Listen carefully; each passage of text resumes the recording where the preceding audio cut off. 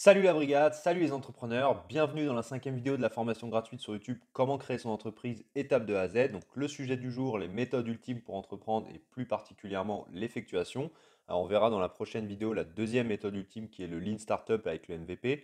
Je pensais faire une seule vidéo pour les deux, mais au final il y a tellement de choses intéressantes à dire que je le fais en deux parties. Juste avant de commencer, je vous rappelle que cette vidéo elle fait partie d'une série de vidéos composant une formation complète totalement gratuite sur YouTube. Donc, allez voir la présentation de cette formation avant de commencer pour mieux comprendre. Et allez voir aussi également les vidéos précédentes si vous voulez tout voir. Donc, tous les liens ils sont dans la description. J'ai pris beaucoup de temps à créer tout ce contenu, donc n'hésitez pas à les partager aux personnes qui veulent se lancer. Vous abonner en n'oublions pas de cliquer sur la cloche des notifications pour ne louper aucune vidéo, mettre un j'aime et m'encourager par commentaire. Pour poser vos questions et échanger, j'ai un groupe privé d'entraide sur Facebook. Donc vous avez le lien dans la description. N'hésitez pas à nous rejoindre et puis posez aussi directement vos questions dans les commentaires. Je vous donne beaucoup de contenu. N'oubliez pas cependant que pour certains sujets beaucoup plus avancés, c'est bien d'aller voir un professionnel pour faire du conseil ou une formation un peu plus détaillée. Voilà, donc je connais personnellement quelques bons organismes, n'hésitez pas à me demander. Et dernière chose, je suis en train de créer une plateforme en ligne pour vous donner accès à encore plus de contenu. Donc, je vous mets un mail dans la description. Vous pouvez me l'envoyer et ça vous permettra d'être les premiers testeurs de la plateforme. Donc, j'ai vraiment besoin de vous. Venez vous inscrire et on est parti sur le support. Aujourd'hui, on va parler donc de l'effectuation ainsi que les 5 mythes et 5 principes de l'effectuation, les étapes de l'effectuation, comment vous allez gérer vos premiers clients en utilisant cette méthode et savoir aussi exactement quand vous devriez l'utiliser.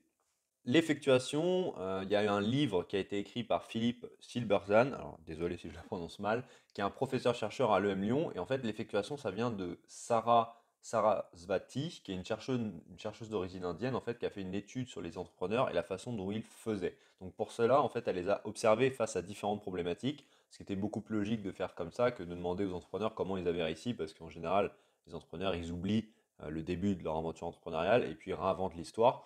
Donc, si vous souhaitez créer votre entreprise, c'est une méthode qui est parfaite pour commencer et vous lancer rapidement. Il y a beaucoup de personnes qui ont des croyances qui les empêchent de créer leur business, surtout quand on voit l'histoire de certains entrepreneurs dans les médias. Et donc, l'effectuation, ça permet déjà de comprendre que ces croyances, elles sont fausses. Et puis après, ça nous donne des méthodes qui nous permettent de tester rapidement, comme je vous l'ai dit juste avant.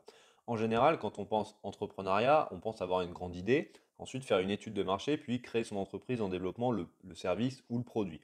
Donc, cette méthode classique, elle peut fonctionner, bien sûr, mais elle peut aussi être très décourageante.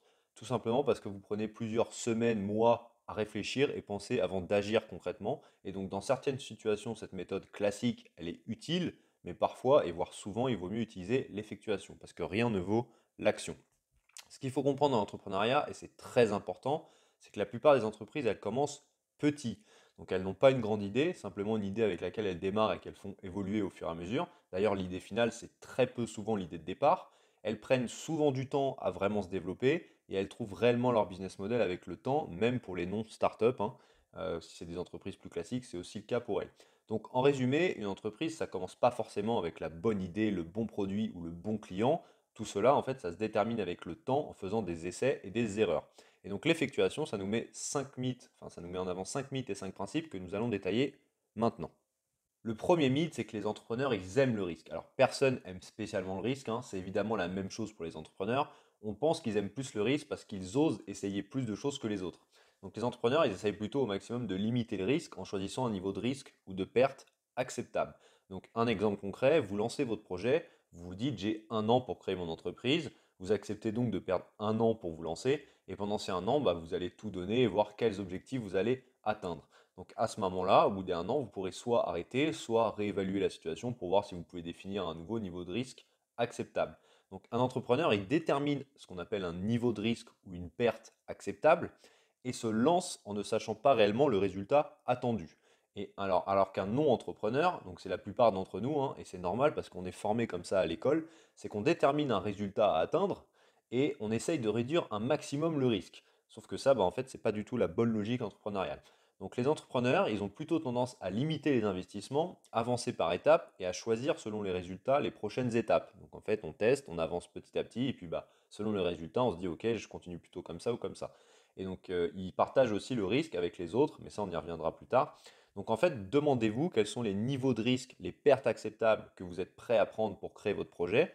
Est-ce que vous êtes prêt à perdre du temps, à perdre de l'argent, à perdre des ressources, et combien exactement. Et dites-vous que de toute façon, une fois que vous les avez déterminés, bah, vous les avez perdus. Vous ne pourrez pas être stressé dans ce cas-là parce que vous saurez en avance ce que vous allez perdre et vous l'aurez accepté. Et après, bah, vous foncez et vous développez le projet. Deuxième mythe, c'est qu'il faut une grande idée pour démarrer. Donc, à cause des médias et surtout à cause des histoires que racontent les entrepreneurs dans les médias, on a l'impression que c'est des grands visionnaires et qu'ils ont une grande idée quand ils lancent leur entreprise. C'est totalement faux. La plupart des grandes idées, elles étaient au départ qu'une toute petite et simple idée. Alors, je vais vous donner plusieurs exemples. Par exemple, un loueur américain, ils en parlent dans le livre, hein, qui s'appelle U-Haul, qui à la base dépannait juste ses voisins en louant une remorque qu'il avait achetée pour lui. Il a vu qu'il avait de plus en plus de demandes et il a commencé à acheter d'autres remorques pour en louer plus. Et c'est devenu bah, maintenant le grand loueur américain qui existe. Mais au départ, voilà, il pensait même pas créer un business. Michel et Augustin, ils cuisinaient dans leur cuisine pour aller faire goûter aux gens qui sortaient du métro leurs gâteaux. Ils ne se sont pas dit au début, ok, on va aller vendre dans tous les magasins qui existent. Walmart, au départ, c'était un seul magasin qui vendait des produits à 1 dollar. Et après 20 ans d'observation des clients, bah, il a fait évoluer le magasin et c'est devenu ce qu'on appelle maintenant un supermarché pour ensuite devenir bah, la chaîne que l'on connaît maintenant. Et Ikea, c'était juste un magasin de journaux et de poissons séchés.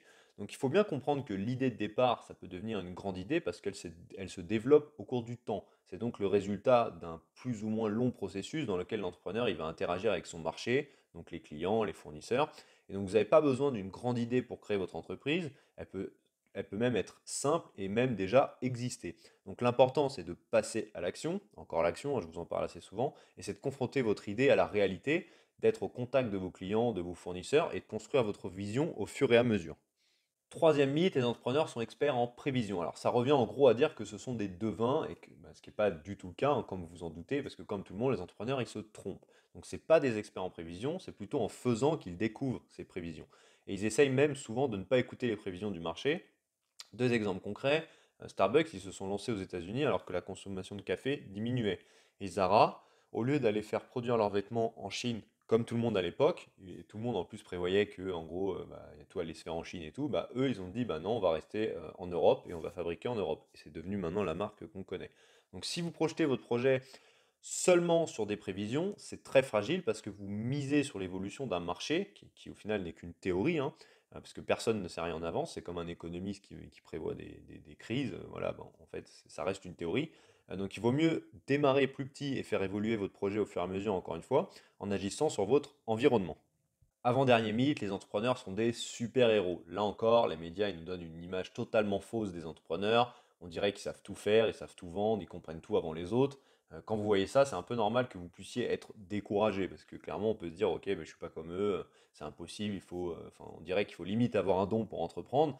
Mais n'oubliez pas que ce sont des hommes et des femmes comme vous et moi, et ne prenez pas en compte les success stories qui lèvent des millions d'euros parce que 98% des sociétés dans le monde, c'est juste des petites et moyennes entreprises qui sont dirigées par des personnes qui ont juste osé se lancer.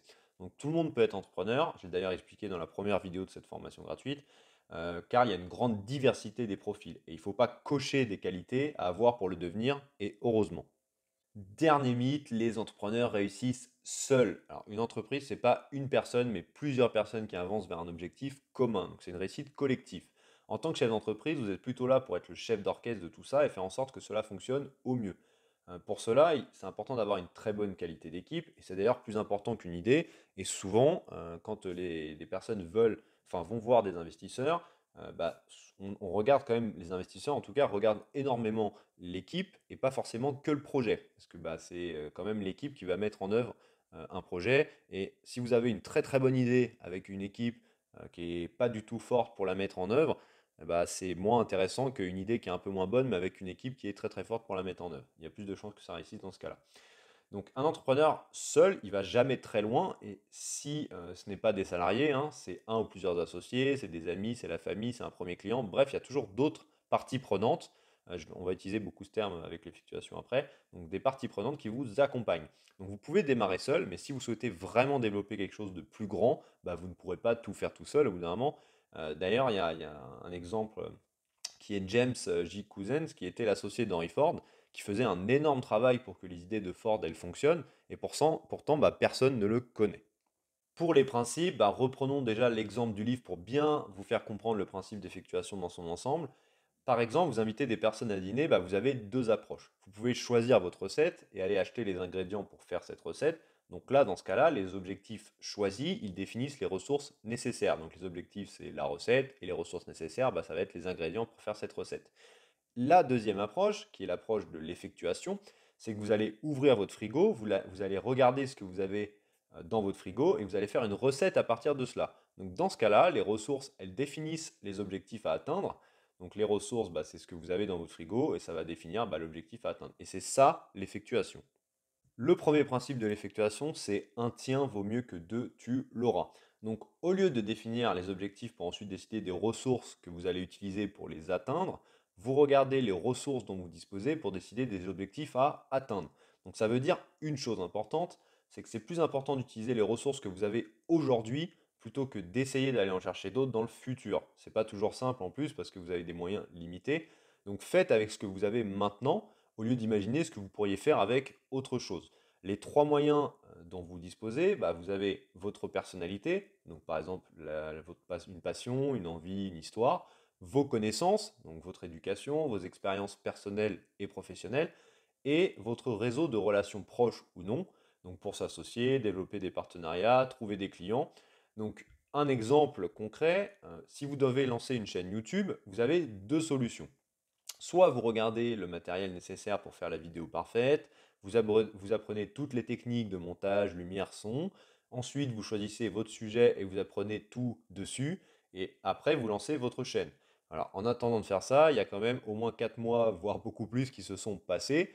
La deuxième approche, et c'est l'approche de l'effectuation qui est celle qu'il faut faire, hein, clairement, c'est bah, vous choisissez votre sujet sans tout apprendre dessus, vous prenez votre téléphone, vous tournez la vidéo et vous la postez. Alors évidemment, ça ne sera pas parfait, mais en fait, il vaut mieux faire quelque chose et que ça ne soit pas parfait et après vous allez vous améliorer au fur et à mesure plutôt que d'attendre pendant des mois pour être prêt, parce que sinon vous ne serez jamais vraiment prêt en fait.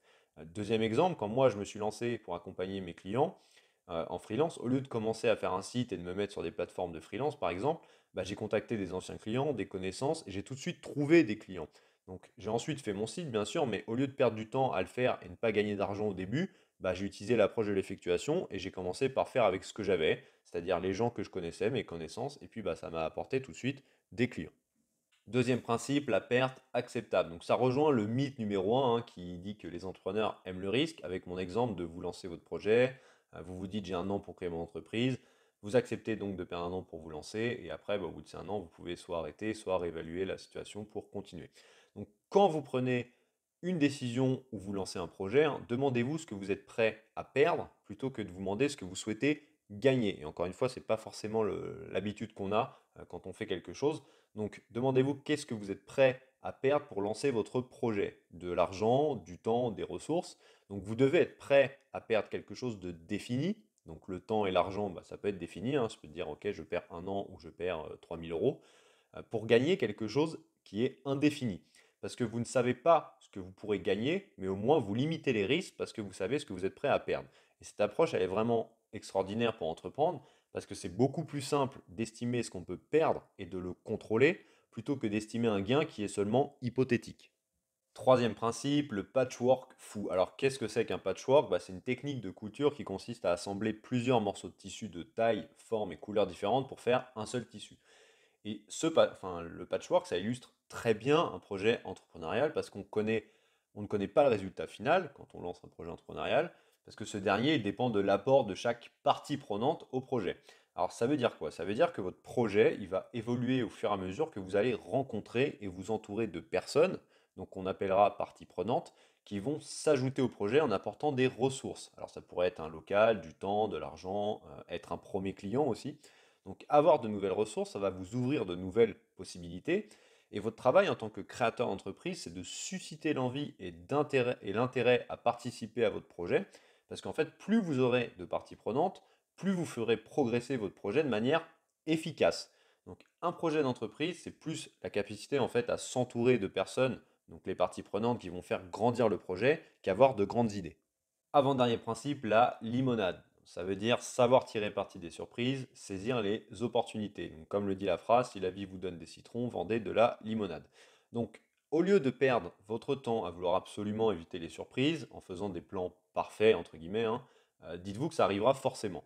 Et donc quand ça arrive, bah, accueillez la surprise, qu'elle soit bonne ou mauvaise, hein, et demandez-vous surtout comment en tirer parti. Alors c'est valable pour l'entrepreneuriat, mais aussi pour toutes les choses de la vie de toute façon, hein.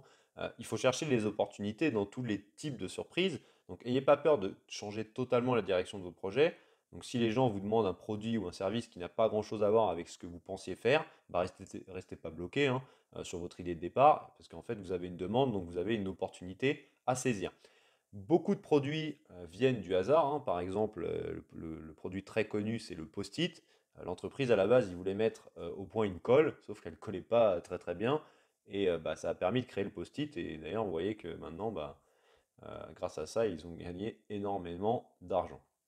Donc c'est normal de vouloir éviter au maximum les surprises, hein, parce qu'on nous apprend à l'école à tout anticiper. C'est un peu dans la façon de fonctionner, il faut qu'on sache tout à l'avance, il faut qu'on prévoit tout, sauf que en fait c'est impossible. Donc ça sert à rien de dépenser votre énergie inutilement à vouloir anticiper, juste accueillir les surprises et puis essayer d'en tirer parti au maximum.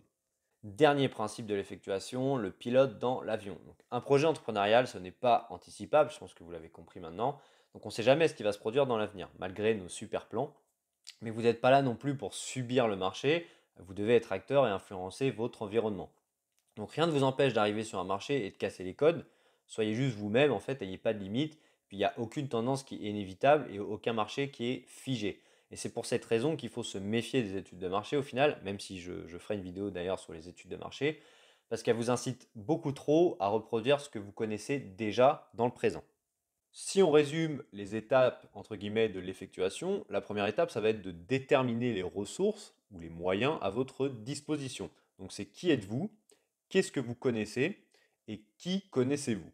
La deuxième étape, ça va être à partir de ces ressources, vous allez déterminer vos objectifs. Donc qu'est-ce que vous pouvez faire. Donc ces objectifs, en fait, ils vont vous permettre d'interagir avec les personnes, donc les parties prenantes potentielles que vous connaissez. Après, quand vous allez rencontrer ces potentielles parties prenantes, bah, certaines personnes avec lesquelles vous allez échanger, ils deviennent des parties prenantes réelles. Et donc ces parties prenantes, elles vous amènent de nouvelles ressources, que ce soit un local, du temps, de l'argent, que ce soit un premier client qui vous signe un contrat aussi. Et donc avec ces nouvelles ressources, bah, vous pouvez déterminer de nouveaux objectifs qui sont plus ambitieux. Et puis bah, à la fin, vous créez soit un nouveau marché, une entreprise, un produit ou un service. Si à l'étape 3, vous n'arrivez pas à engager de parties prenantes, bah, vous pouvez légitimement vous demander si ce projet n'est pas une impasse, parce que c'est peut-être que l'idée, soit elle est intéressante, mais au final, elle n'intéresse pas vraiment en termes d'achat. Et donc, l'engagement des parties prenantes, ça détermine la viabilité d'un projet. Alors attention, viabilité d'un projet ne veut pas dire rentabilité, ça c'est encore autre chose. Donc c'est pour cela que beaucoup d'entrepreneurs ils font ce qu'on appelle des MVP, donc des produits minimum viables en utilisant le Lean Startup. Donc on en parlera dans la deuxième vidéo, juste après. Donc ça vous permettra, en fait, ces MVP, de tester rapidement un produit ou un service et voir s'il y a des premiers clients qui sont potentiellement intéressés. La gestion de vos premiers clients avec l'effectuation. Alors, un exemple concret. Vous créez un produit que vous présentez à un potentiel client. Celui-ci le trouve intéressant, mais il souhaite faire quelques modifications dessus. Dans ce cas-là, vous avez quatre possibilités. Vous pouvez modifier le produit pour lui représenter par la suite. Vous pouvez changer de client parce que vous pensez que finalement, ce n'est pas forcément le bon. Vous pouvez penser aussi que le client ne comprend tout simplement rien et lui faire comprendre que bah, grâce à des données et de la communication, qu'il doit vous acheter le produit que vous lui avez présenté. Et la quatrième possibilité qui rentre dans l'effectuation, c'est d'accepter de modifier le produit à la condition que le client il s'engage également. Alors qu'est-ce que ça veut dire? Ça veut dire qu'il va par exemple vous signer un bon de commande et c'est super intéressant parce qu'il ne faut pas oublier que faire des modifications, bah, ça va vous coûter de l'argent et ça va vous prendre du temps et tout ça pour un résultat incertain parce qu'il vous a dit que ça l'intéressait, qu'il aimerait avoir plutôt ça, mais vous n'êtes même pas sûr au final que ce potentiel client il achètera votre nouvelle version malgré ses demandes. Donc en fait, quand il s'engage en signant un bon de commande, et ben, il va vous faire une précommande, hein, et donc il va déjà enfin, en s'engageant, bah, vous vous dites, ok, mon produit a vraiment un intérêt pour lui, donc vous allez pouvoir avoir de l'argent, et il va aussi pouvoir vous aider en vous mettant à disposition des ressources. Donc par exemple, voilà, vous donnez un local, etc. Il va investir dans votre projet, il va réfléchir avec vous sur le produit qu'il veut vraiment. Ça n'a pas de prix, hein, parce que au moins vous êtes sûr de faire quelque chose qu'il veut. Donc c'est une garantie tout ça bah, de couvrir vos frais. et de vendre le produit qui correspondra réellement à ses besoins. Et ça diminue votre nécessité de deviner ce qu'il souhaite, hein, tout simplement, et ça permet donc d'avancer beaucoup plus facilement dans une situation d'incertitude. Donc ce qu'il faut comprendre avec l'effectuation, c'est que la co-création, elle est importante pour avancer dans cette incertitude. Et vous pouvez aussi vous demander, alors si votre premier client test, ou si vous en avez plusieurs, c'est pareil, hein, est-ce que c'est le bon client? En fait, c'est pas important tout ça, parce que l'effectuation, ça nous dit qu'il vaut mieux travailler avec le client que vous avez, plutôt que de perdre encore votre temps à en chercher un mieux que vous ne trouverez peut-être jamais. Quand utiliser l'effectuation exactement, vous pouvez vous poser la question, bah, pour certains projets, l'effectuation, c'est pas adapté. Donc, par exemple, si vous souhaitez ouvrir un restaurant, bah, le marché il est connu, c'est facile de récupérer des données en faisant une étude de marché, donc sur la concurrence, sur les chiffres du panier moyen, par exemple. Donc vous aurez plutôt facilement une idée de ce que veulent les gens. Et là, vous pouvez faire un projet avec une approche classique, entre guillemets, qui comprend un business plan, une étude de marché. Voilà, donc on en parlera dans les prochaines vidéos. L'effectuation, c'est plutôt adapté quand vous évoluez dans un marché qui n'existe pas encore ou un nouveau marché, quelque chose qui n'est pas clairement défini. Ou sinon pour simplement aussi tester un produit très rapidement, donc lié au Lean Startup, hein, on en parlera dans la deuxième vidéo. Donc c'est un marché en fait où clairement rien n'est réellement défini et c'est difficile d'avoir des données précises. Vous avez que des incertitudes en fait. Donc le mieux c'est d'utiliser l'effectuation pour éviter de vouloir prédire un avenir qui est impossible à prédire et plutôt tester et créer votre marché. L'effectuation, ça nous donne un message principal. Il ne faut pas penser que l'entrepreneuriat, c'est avoir une bonne idée pour ensuite y réfléchir et la mettre en œuvre. Le point de départ, c'est vous, donc c'est qui vous êtes, ce que vous savez faire, qui vous connaissez et ce que vous avez envie de faire. L'important, c'est de vous lancer tout de suite et ne pas vouloir construire une fusée, comme on dit, alors que vous pouvez commencer dès maintenant. Encore une fois, je le répète, l'entrepreneuriat, c'est avant tout de l'action, c'est faire les choses. Et donc l'entrepreneuriat, c'est possible pour tous. Ça ne veut pas dire que tout le monde doit être entrepreneur, hein, mais ce n'est pas réservé à une élite ou des génies. Voilà, il faut juste de la rigueur, de la patience, de l'effort et surtout rien lâcher. Ça finira forcément par vous apporter du positif, que ce soit de la réussite, un apprentissage après un échec, des nouvelles rencontres ou opportunités. Vous connaissez beaucoup de l'effectuation, alors je vous invite aussi à lire le livre, hein. Vraiment ça peut être intéressant parce que vous aurez encore plus d'infos, même si là je vous ai donné vraiment les grosses idées principales et vous avez déjà une très bonne vision de ce qu'est l'effectuation. Alors je suis sûr que maintenant vous connaissez, vous comprenez déjà beaucoup mieux l'état d'esprit d'un entrepreneur que doit avoir un entrepreneur et ça va vous permettre de vous dire que finalement vous aussi vous pouvez le faire. Dans la prochaine vidéo, je vous parlerai du Lean Startup et du MVP, donc la deuxième méthode ultime qui est très lié à l'effectuation pour créer votre projet. Si vous avez des questions, si vous voulez échanger avec moi, n'hésitez pas à laisser un commentaire, à vous abonner et à cliquer sur la petite cloche pour être alerté des prochaines sorties des vidéos. Rejoignez-nous également sur le groupe privé d'entraide sur Facebook pour échanger, le lien dans la description. Et inscrivez-vous via le mail dans la description pour m'aider à construire la plateforme en ligne sur l'entrepreneuriat. Et moi, je vous dis à très bientôt pour une prochaine vidéo.